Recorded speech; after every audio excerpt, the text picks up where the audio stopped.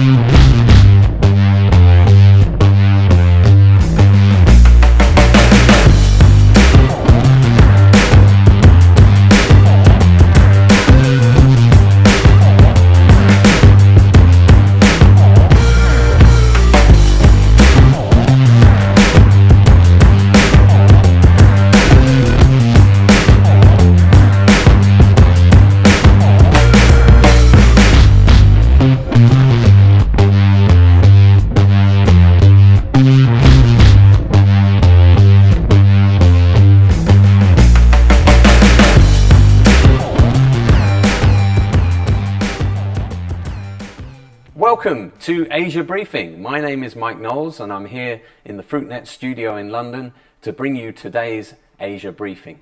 Now, in case you missed the first one last week, Asia Briefing is a series of online shows that give you the inside line on what's going on in Asia's fresh fruit and vegetable business right now.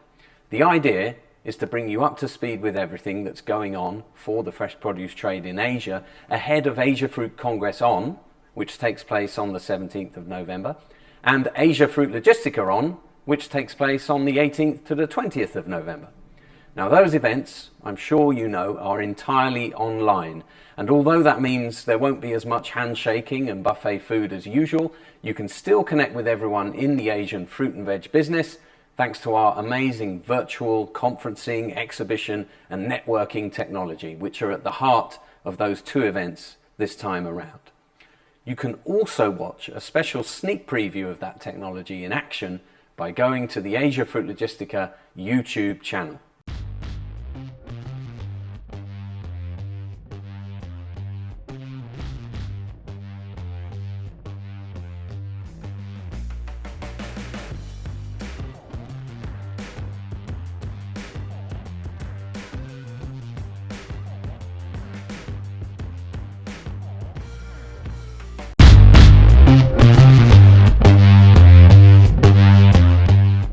So, today we're talking all about apples and in particular European apples. Harvesting is underway, the season is off and running, and for many of those European countries looking to sell more apples around the world, Asia is a market that's becoming increasingly open and receptive. So, what are the key opportunities for Europe's apple exporters in Asia? And what challenges lie ahead for those aiming to increase their business in the region? Let's find out.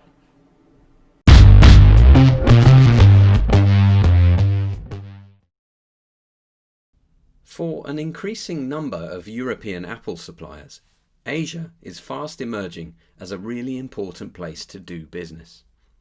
Last year, Europe as a whole sold more fresh apples to customers in the region than ever before. And with a steadily expanding portfolio of licensed club varieties in their back pocket, the prospects of a European apple rush in Asia over the coming decade are very real indeed. 10 years ago, it was all very different. That year, Europe's largest producer, Italy, chalked up less than 0.3% of its apple export sales in Asia. Since then, however, the value and commercial importance of those exports has exploded from around $1.1 million in 2010 to more than $175 million last year. As a result, Asia now accounts for more than 1/5 of the value of Italy's apple export trade. Countries including France, Italy, Poland, Germany and Serbia, as well as Turkey, are all now managing to sell significant volumes of apples to the region. Significant, that is, in terms of their own export volumes, even if Europe's overall share of the Asian apple market remains relatively small. For some suppliers, the opportunity now is to build demand in existing markets. In 2019, for example, Europe overtook the US to become India's largest apple supplier. But for others, gaining access to countries that were previously off limits is delivering new opportunities to sell. Vietnam, Thailand, and Taiwan have all granted access to Italian apples in the past 12 months. A sign of further growth to come, today's Asia briefing will explore this exciting part of the business.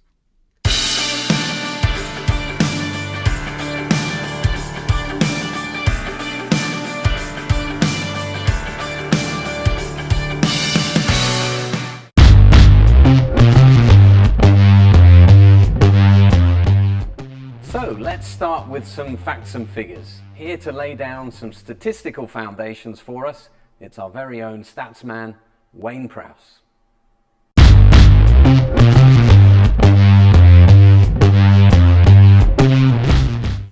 If an apple a day is meant to be good for you, then that's 4 billion apples a day across Asian markets. Over the last 20 years, ASEAN markets, with their warmer climates less suited to apple growing, have embraced imports to around 900,000 tonnes a year.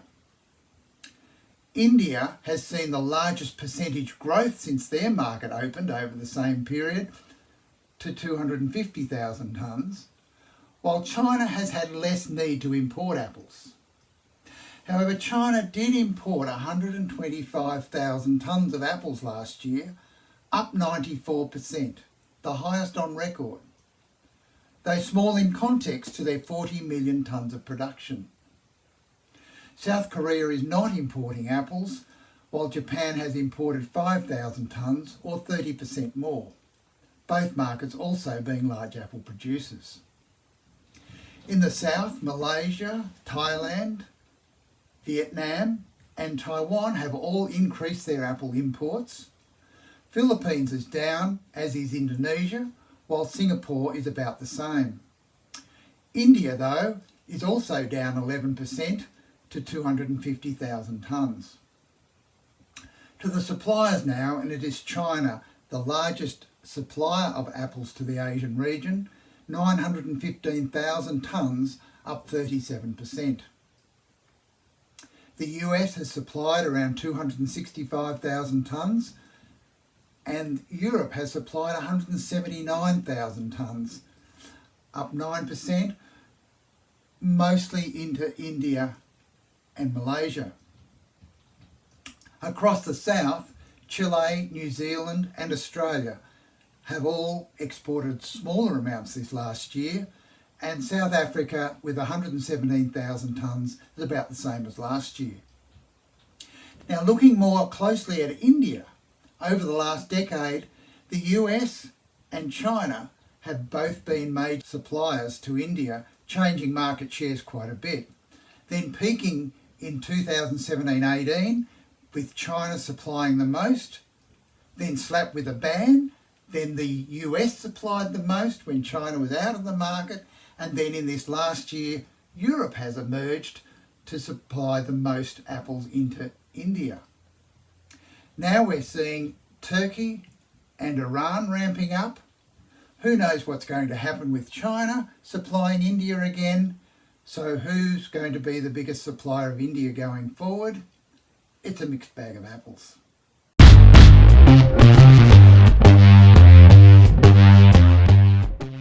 Now, as everyone knows, the Asian market is in fact a collection of many and varied different markets, some of them very different indeed. So the development of Europe's apple business there is never going to follow one single uniform trend. Marc Peres of French exporter Blue Whale is someone who has witnessed enormous shifts in demand and customer behaviour over the last 25 years, particularly in Asia. He has been speaking to Fruitnet's Tom Joyce about his expectations for the coming season. Hello, I'm Tom Joyce, news editor at Fruitnet Media International. I'm joined by Marc Peres today, commercial director at French exporter Blue Whale. We're going to be focusing on your apples today, and specifically on the Asian market. In a normal year, Asia Fruit Congress, Asia Fruit Logistica would have already happened. Of course, COVID-19 has affected much of what we do. So I'd like to ask first, sort of how has it impacted your plans for the Asian market this season? Good morning, Tom. First of all, I was at the first Asia Food Congress in Singapore, so that's the first year we cannot go. Yeah. How COVID affect? COVID has been affecting differently in different parts of the world.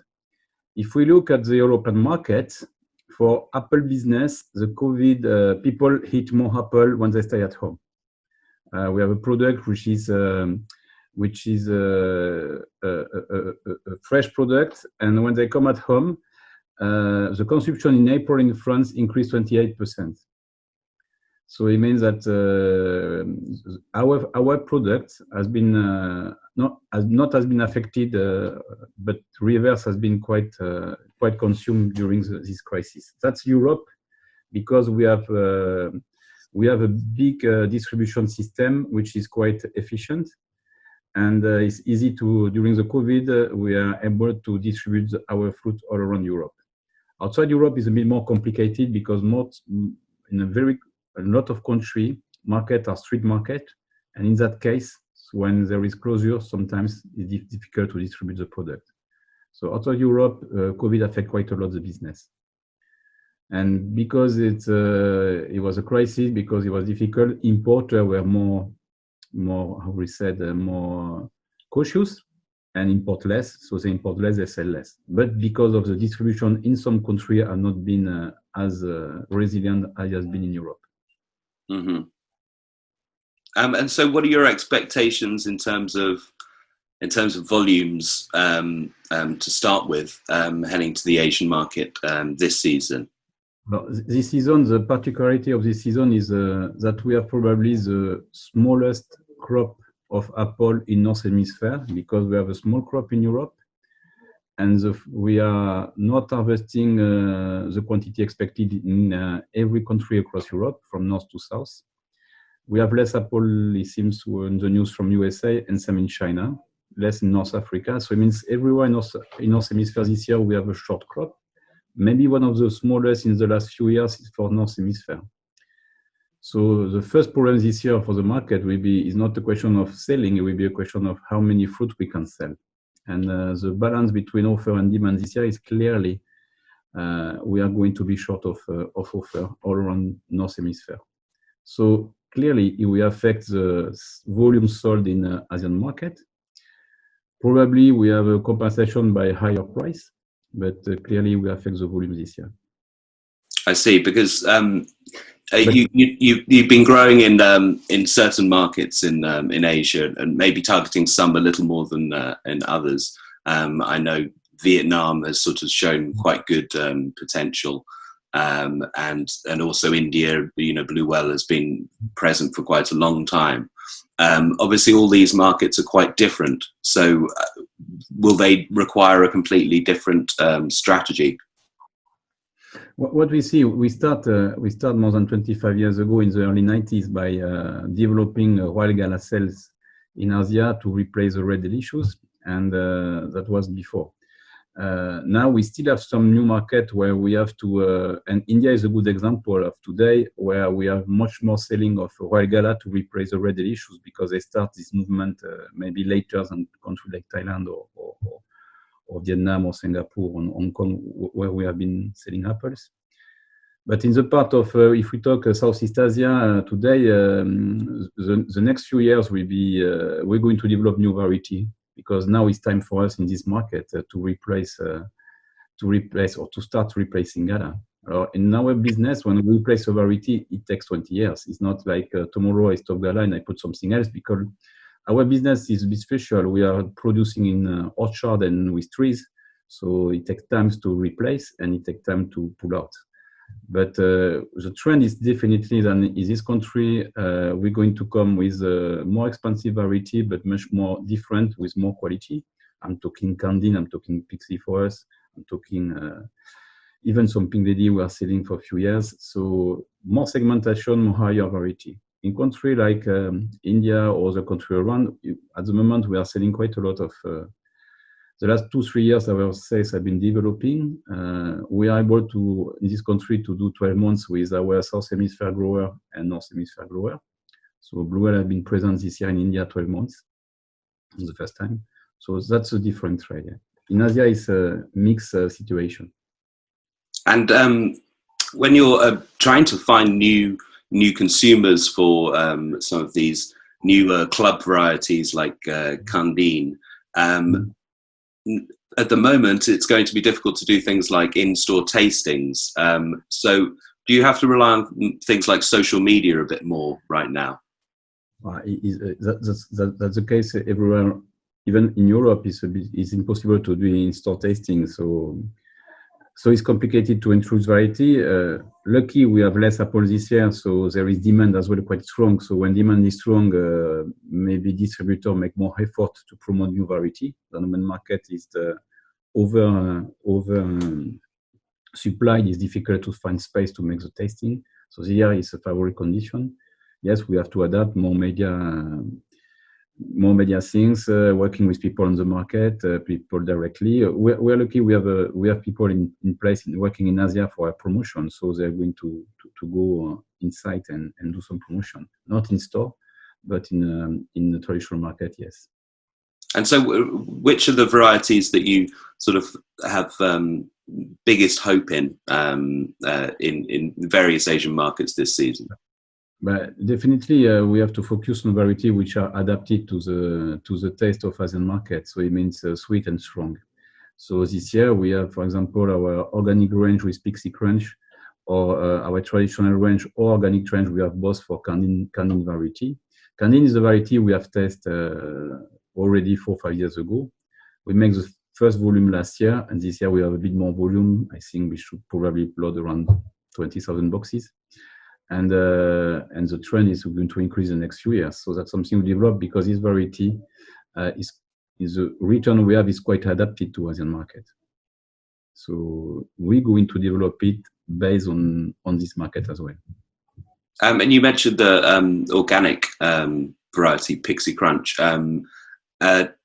Are environmental concerns growing on your Asian markets, at least for consumers in Asia?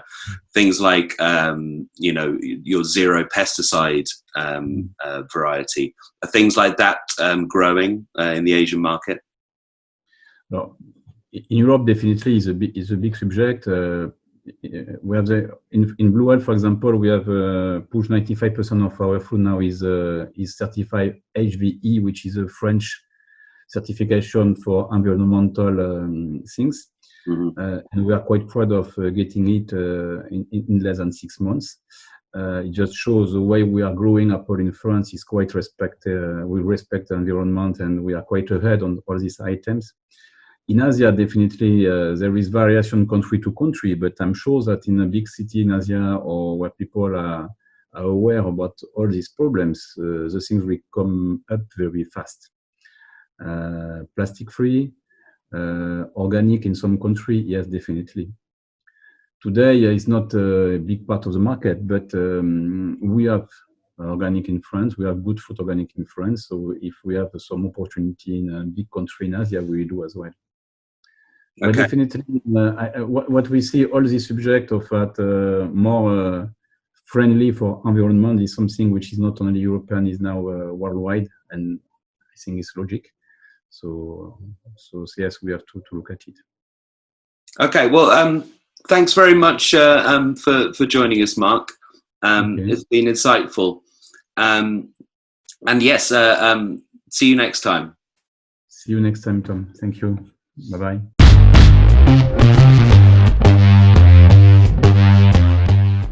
In the past few years, Italy's leading apple exporters have been working together in certain strategic markets via a partnership called FROM.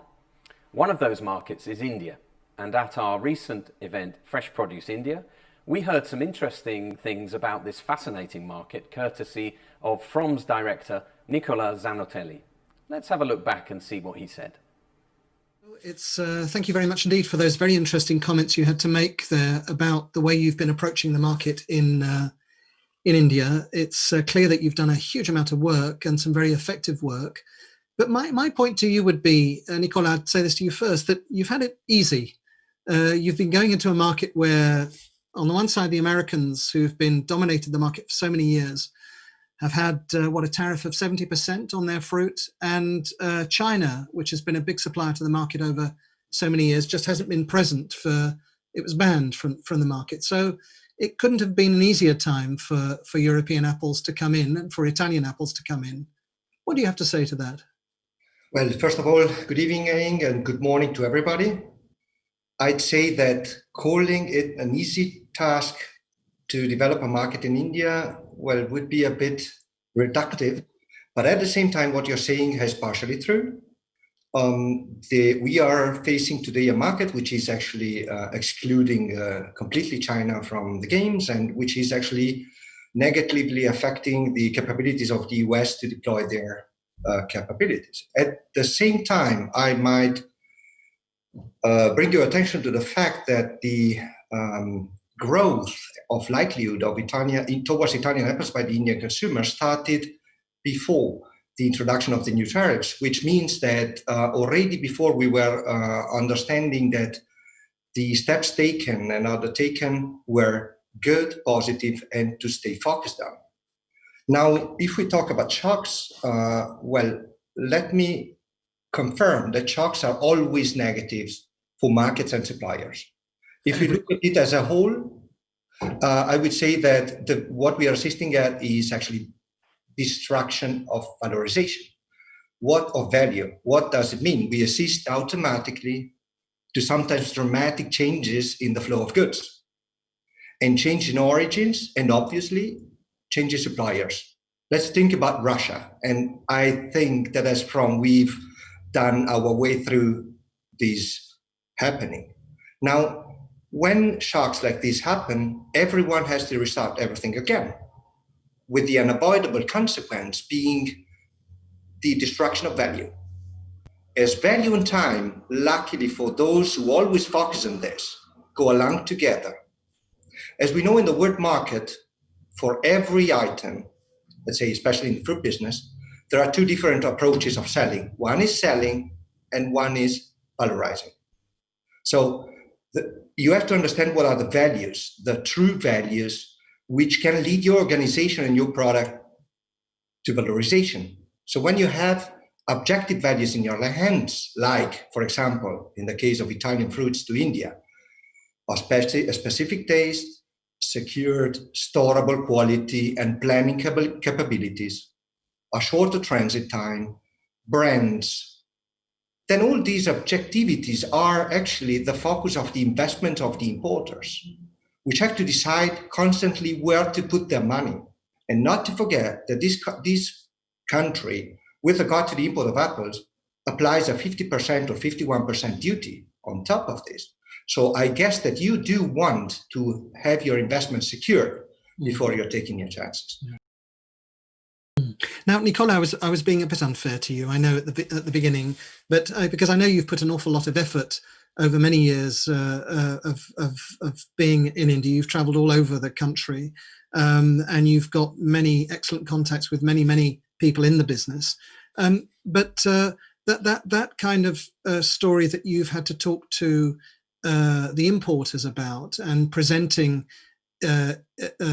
Italy and Europe as an alternative supply source to those traditional supply sources that the Indian market has been kind of grown up with, the United States in particular. How easy or how difficult has that been for you?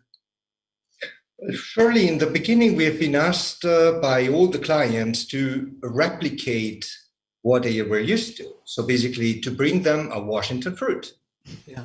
And of course, that was the main point, because then, if we talk about values and specificities of your products, then of course you're not, once you start copying, well, you are the second. And therefore, the important thing here is to have explored further than whatever is a pricing issue or a consumption pattern and so on, trying to bite into a mango and then understand what people would naturally, from the time they're growing as a child, are putting in their mouth. So if we are looking at India as a palais, as consumer country, well, what they are used to by nature is much better than what we've been able to bring over the past. So therefore, we are talking today about a potential shift between Gala and the Red Chief when we are talking about valorization of fruits. And of course, we are talking about apples, which in general, in the world today, if we look at the Northern Hemisphere plantings, are going to be potentially very many. So if this is our reality and this is the objective, well, what do we want from it is to be different, but I would say better, but different with a clear scope. Because if you have this in focus, and then you are able to valorize, remember, not today and now, but in the long term. The problem in the end, though, if we talk specifically about India, and not today because of the current situation, because of the Indian pattern of ordering, which is a long distance ordering, well, in the end, the value is such once the money is in your account. And I guess many people who's listening are very well knowing what I'm saying. So transparency, correct commercial acting, business security, that is the key for the time to be, and the only future I see for those origins which are always been striving for valorizing the work they are doing. And of course, to be, let's say, of an example even for growing origins, which are, of course, looking at us and trying to get always better and better. So in order not to lose the run, you'll have to continue running. That's the only way.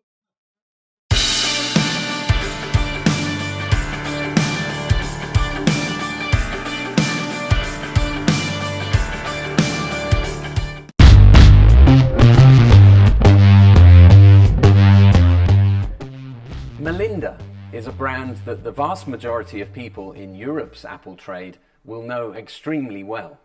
In its home country, Italy, it can probably claim to be the nation's best-known fruit brand, while across the continent, it's a trademark on which wholesalers in particular place a premium. But unlike some of its major counterparts in the apple business, Melinda is also a brand that has never really found itself needing to expand beyond those big markets in Europe. Until now, that is. This season, thanks to a new commercial partnership with one of Italy's largest export marketers, Naturitalia, Melinda apples are on sale in Asia for the first time. I spoke to Andrea Fedrizzi and Augusto Renella, two people who are right at the heart of this exciting new venture, to find out more. Andrea and Augusto, thank you very much for joining us. Now, Melinda is a brand name that sits at the top of the fresh produce pile in terms of the recognition it has in Italy. And it's also a name that's well known as a premium apple trademark around much of Europe and especially in wholesale. Andrea, why has the company now decided to turn some of its attention to Asia? Thanks, Mike. Let me say that Melinda is a big consortium where 4,000 farmers are working and is producing every year 500,000 of half a million tons of apples. And our system developed more or less 300 million euros of turnover. And as you know, we have developed a brand. And today, this brand is the one with more awareness in fruit and veg in Italy, and is looking for countries where to export that can appreciate the branded products. We believe that Asian market can be a market that can give value, the right value to premium brand as the one we have. And we expect that this market can enhance and reward premium quality products like Melinda. Of course, this will be a major economic satisfaction to our farmer, of course. Now, we'll come on to the opportunity in a moment, but Augusto, perhaps you can tell me a little bit about the partnership that you formed with Melinda. How has this come about, and how are the two companies going to be working together? Yes, so there is a small story behind this partnership, because you have to know that on 2019, me and the general manager of Melinda were in Hong Kong attending Asia Fruit Logistica. And then I remember we were talking about business, the future, visions, and so on. Finally, we realized that Naturitalia and Melinda are both producer organizations. We both focus on give value to our products and brands. And Naturitalia has a good relationship and know-how into the Asian market. So at the end we said, but why we don't do a joint project together to develop the Asian market? And this is how it happened. It's a small story, but in concrete, we have been working on that in terms of organization and management. And today we can say that Naturitalia and Melinda manage together most of the activities. We share the management of the entire supply chain, sales and marketing.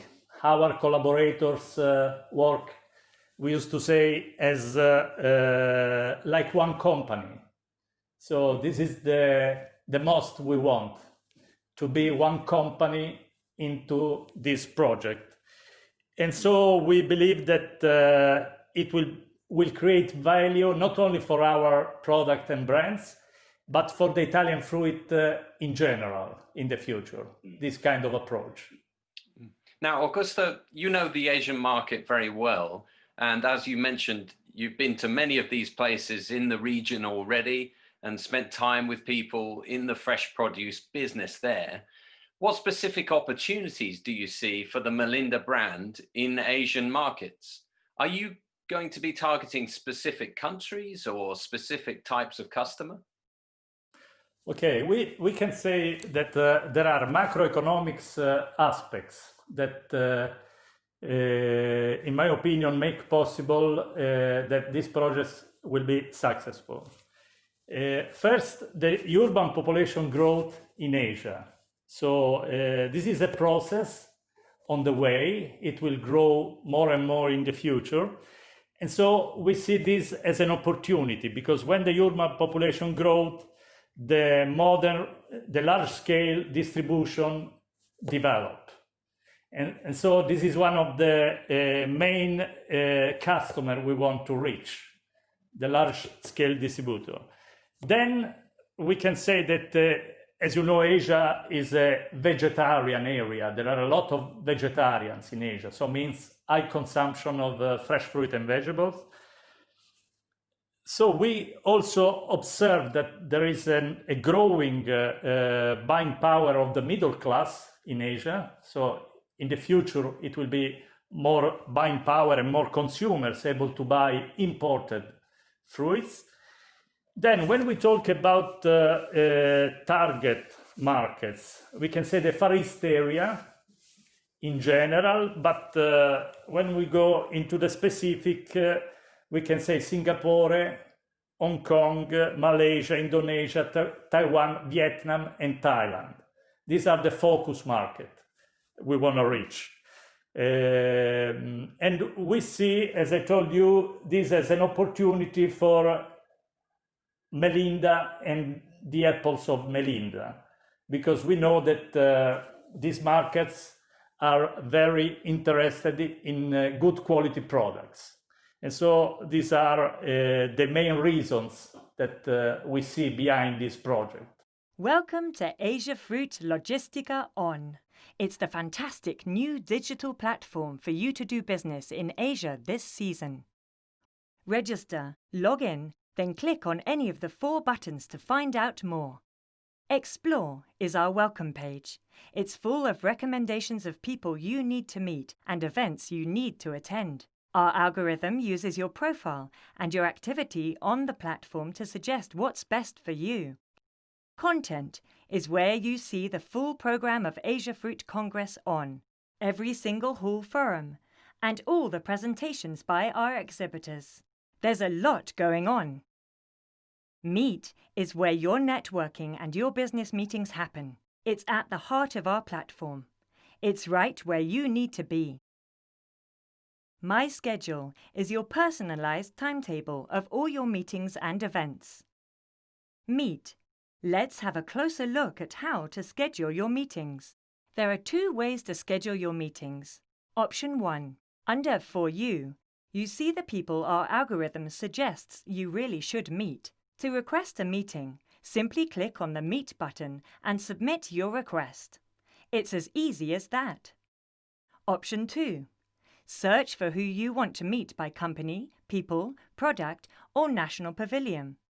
Choose the presenter you want to meet and send your meeting request. Simple. Under Company, a detailed company profile, product image, video, and the main presenters appear here. Our personal concierge follows up closely to increase the meeting confirmation rate. Your personal agenda is updated automatically. Meetings only take place with both parties' consent. As an exhibitor, you can start placing your requests from early October. At the designated meeting time on the 18th to the 20th of November, a video meeting takes place with one simple click. Our chat and video function are also working around the clock to take account of the time differences. Want to exhibit? Here are our 3 exhibitor packages. On Business. On Business is our entry-level package. It includes 3 media products with either video and product images. You can have 2 company representatives assigned as presenters in the platform, and each can schedule up to 30 meetings over 3 days. That's up to 60 meetings per company. Simple, effective, and affordable. On Business is the perfect solution for those getting started in Asia. On Premium. Suitable for a larger team. On Premium offers up to 6 media products of either video or product image and 6 company presenters, and each presenter can schedule up to 36 meetings over 3 days. That's more than 200 meetings per company. On Premium also provides a rotating banner under Meet and includes up-ranking of your company and presenter profiles. It means your details are profiled under Meet. On Corporate. On Corporate offers maximum exposure with up to 14 media products of either video or product image and maximum 20 presenters with an unlimited number of meetings.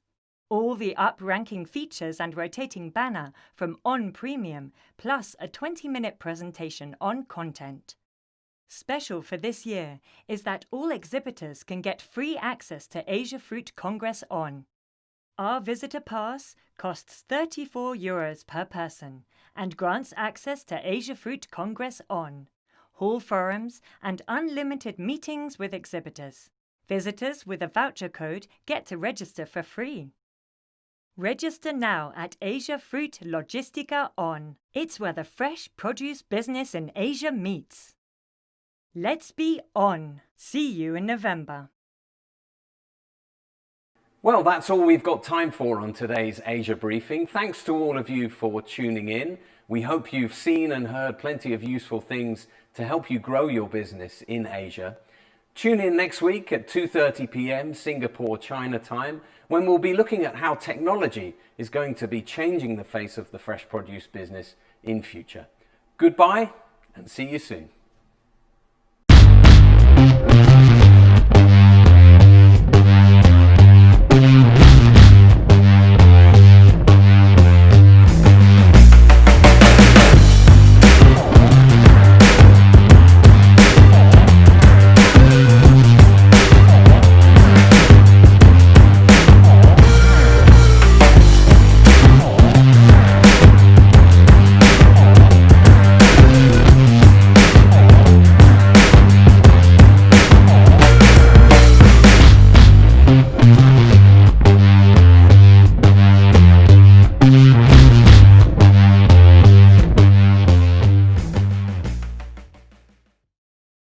Hi, my name is Laura Martin, and I'm in charge of subscriptions at Fruitnet.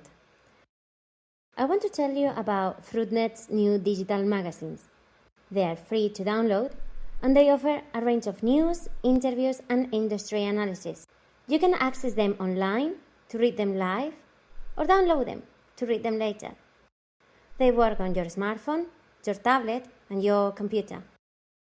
If you subscribe already, just go to the App Store, Google Play, or desktop to download the app. If you want to become a subscriber, please get in touch. Email me on subscriptions@fruitnet.com. In the meantime, this is a short video that explains how the app works. It's really easy. So give it a try and happy reading! Asia Fruit has recently launched its new digital magazine. You can now read your favourite fresh produce business magazine and catch up on the latest news via your smartphone or tablet device. The new app allows you to share stories within your network and has a handy search function to filter news you're looking for. You can also download new and previous editions of Asia Fruit to read them offline. All Asia Fruit subscribers have access to the new Asia Fruit app, and if you do not have a subscription, contact our team today to organise one. The new user-friendly digital edition has been created by the same people behind apps developed for The Economist, The Independent, and other leading publications. So don't wait any longer. Asia Fruit app is now available to download free from the App Store and Google Play.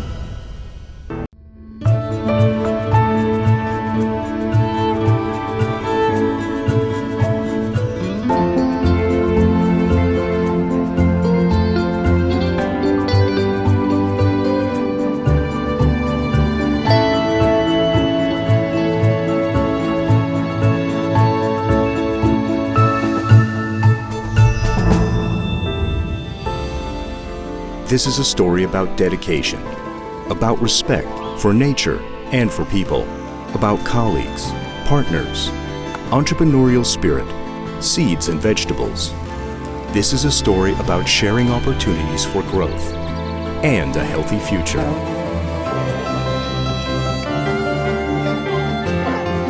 Growth forms the basis of life. Growth is in our genes. It creates chances, opens up worlds, new requirements, new tastes, new consumers. But growth brings challenges too. Or are they opportunities? Healthy growth is linked to sharing expertise, knowledge, and inspiration, sharing a passion for Mother Nature and all she produces, sharing the future.